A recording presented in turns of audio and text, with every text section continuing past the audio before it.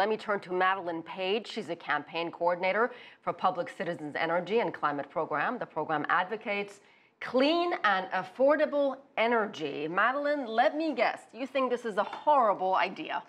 That's exactly right, but perhaps for more reasons than just the climate and environment. We look at this rule from the Trump administration and think that it is a wreck for consumers in terms of the cost they'll have to, the cost they'll have at the pump for the climate as well as for public health. So the EPA and the Department of Transportation, as Joey said, have summed this up as a safety issue.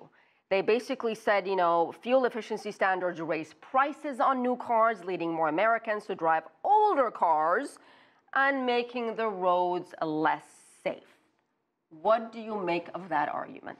So I've started looking through the administration's very long document, and it is pretty hard to make sense of the figures and math that they're using in that proposal. The clean car standards that we have today have already shown that fuel efficiency, reducing greenhouse gas emissions from our tailpipes, and safety can go hand in hand, because right now Americans are driving the safest, cleanest vehicles ever. What will it mean for states like California, for example, who have pretty stringent rules?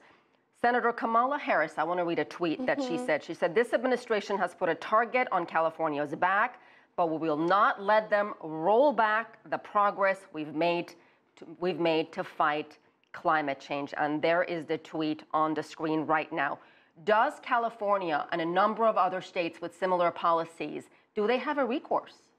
Yeah, so California plus 12 other states in DC, states representing 113 million Americans, they have the authority to protect their citizens from dangerous tailpipe pollution. And this announcement that the Trump administration is going to revoke that right, it's unprecedented. And I know that those states will stand up for their citizens in court. So the administration says this is just a temporary freeze. Discussions are going to go on, and they may come up with plans of their own, which from my research tells me they could be even more lax than what the automakers have proposed. Is that really possible?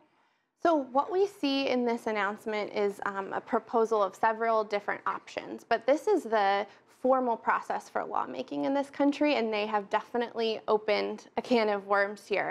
And today's announcement, once it gets put in the Federal Register, that will open up a 60-day public comment period.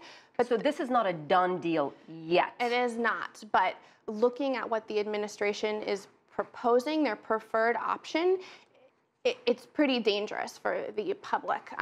It would put up to 2.2 billion more tons of pollution in our atmosphere. That was my next question. Yeah. What is it going to do to the air that we're breathing? Yeah, so pretty bad in terms of that increased pollution, and then also consumers would spend an extra $98 billion at the gas pump.